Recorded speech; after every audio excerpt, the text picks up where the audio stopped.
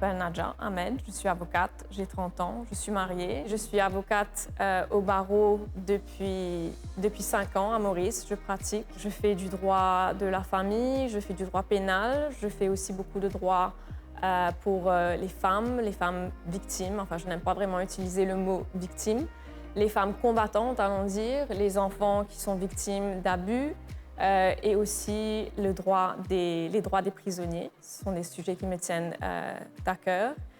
Mais malgré mes 5 ans de pratique, mes 5 ans au barreau, je me questionne tous les jours sans cesse sur mon rôle en tant qu'avocate, mon rôle en tant que femme. Qu'est-ce que moi je peux faire pour apporter, pour faire une différence, pour changer justement tous ces challenges auxquels nous faisons face. Et ces challenges auxquels aussi, dans le monde judiciaire, les femmes font face sans arrêt et sans cesse. Qu'est-ce qui t'empêche d'avancer? Le système judiciaire à Maurice est un système qui est pour moi très frustrant. Personnellement, en tant que femme, les gens essaient par exemple de vous bully. Je suis une jeune femme, j'ai l'air petite. Donc, il y a beaucoup de bullying, il y a des tentatives assez pathétiques de drague. C'est parfois difficile quand on est seul, quand même d'autres avocats plus âgés, plus expériencés ne portent pas nécessairement à cette aide et qui, au contraire, sont même parfois les bullies ou les dragueurs pathétiques.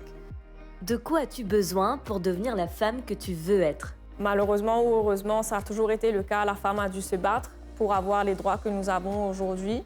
Mais nous sommes toujours dans un système patriarcal où il y a des inégalités. Ce n'est pas vraiment une question de besoin parce que je n'attends pas ni du gouvernement, ni des hommes, ni de la société de me donner quoi que ce soit sur un plateau. Pour être la personne que j'ai envie d'être, il faut que je me batte, donc j'ai mes valeurs à moi. J'ai mes objectifs, mes objectifs à moi, personnels. Donc, c'est sur ces objectifs que moi, je dois travailler pour essayer d'atteindre mon idéal, allons dire. Mais pour moi, personnellement, si tous les jours, j'essaie de me battre sur ces valeurs, sur ces objectifs, je serai la femme que je voudrais être. Dans 5 ans, où te vois-tu? La vie est imprévisible. On ne peut pas prévoir qu'est-ce qui va se passer dans 5 ans.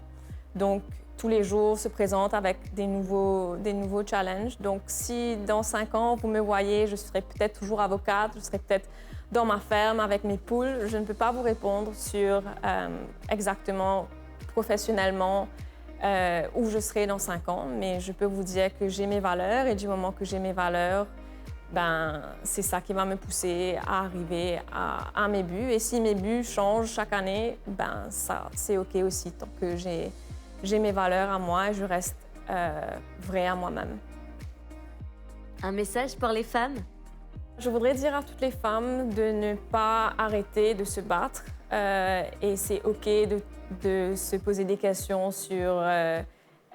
malgré notre parcours professionnel, notre parcours personnel, est-ce qu'on veut toujours continuer dans cette direction ou pas? C'est OK de se poser des questions, c'est OK de se remettre en question. Il faut rester fidèle à soi-même et de ne pas arrêter le combat parce qu'on a besoin de se battre, nous les femmes, et on a besoin de s'entraider aussi entre femmes pour arriver à un monde où nous pouvons enfin arriver à ce que nous le souhaitons, c'est-à-dire l'inégalité de tous. Je ne dirais pas juste entre hommes et femmes, mais l'inégalité de tous.